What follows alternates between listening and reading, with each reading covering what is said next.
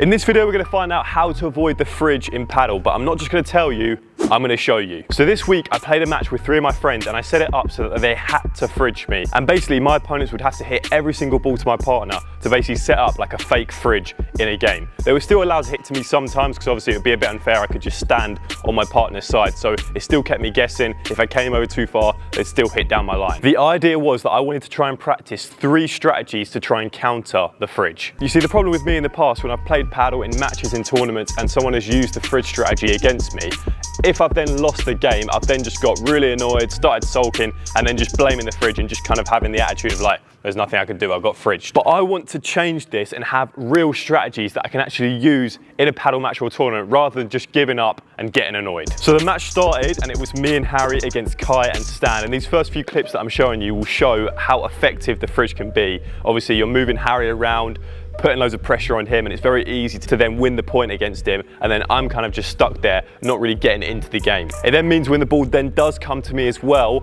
I then go for it a little bit too much because I'm really keen to try and get a winner straight away. Harry also feels that pressure as well to try and go for a winner a little bit early because every ball is going to him, so he's feeling that responsibility that he needs to kill this point early. So after about 2 or 3 games in this match, I decided to implement strategy number 1, which would be to aggressively come over to Harry's side, take more of the overhead and take more and cover that entire middle area. This makes it a lot harder for my opponents Kai and Stan to put me in the fridge because they have to be super accurate. They basically have to play at Harry, and most balls that go up I could come over and take.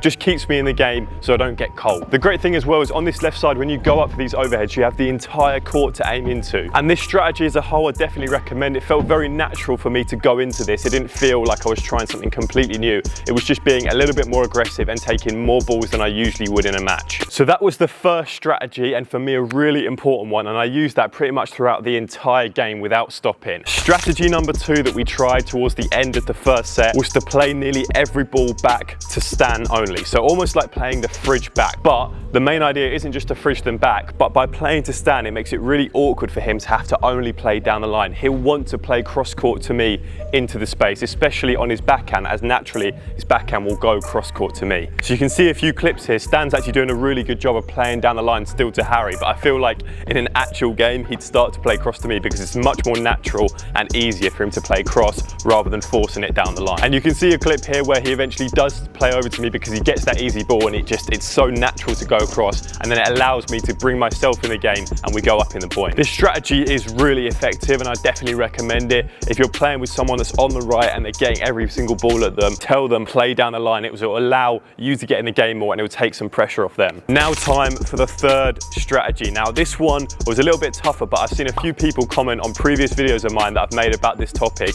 saying to try this tactic out, which is basically your partner is going to stay close to the net and you are going to stay at the back of the court, because number 1 rule of paddle, if someone's at the back of the court, you're going to hit the ball to them so you can take the net. So by staying at the back, they have to basically hit the ball to you. So in a few of the clips here, we were trying out this new strategy, and it definitely works in the sense that my opponents had no choice but to play the ball to be at the back of the court. It's just stupid to play the ball to the player right at the net position. So it definitely brought me into the game and allowed me to play, but whether it was that effective in then winning the point, I didn't really feel that too much. I felt that it was a very easy way of just getting the ball, but then my opponents would just take the net straight away, and I felt like I had to lob, otherwise we'd just lose it instantly. I feel like this strategy would work better if my partner was a lot weaker. Basically, if it was a situation where me at the back of the court was stronger than my partner at the net position. But when I was playing with Harry or Stan or Kai, them at the net is better than me at the back of the court. So it's better that the opponents just play to them rather than me going to the back of the court and then them playing to me. Definitely a strategy that works